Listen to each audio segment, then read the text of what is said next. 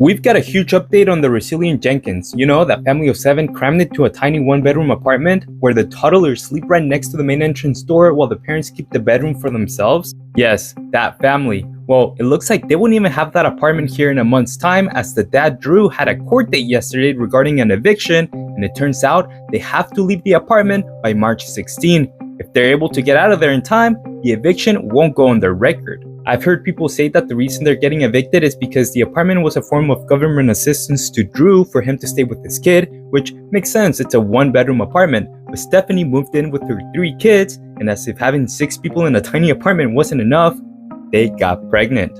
So now that they had their kid, there's 7 people in there. And I'm sure the apartment complex learned of how many people were living in there because of Stephanie's content. So now they have to find a new place to stay, which I'm sure it's going to be hard since Drew doesn't have a regular 9 to 5. And as far as I know, he makes his money through DoorDash, and Stephanie only makes content. So what do you think? Should this be considered child neglect? And what do you think their options are? I'll try to keep you updated, so consider following.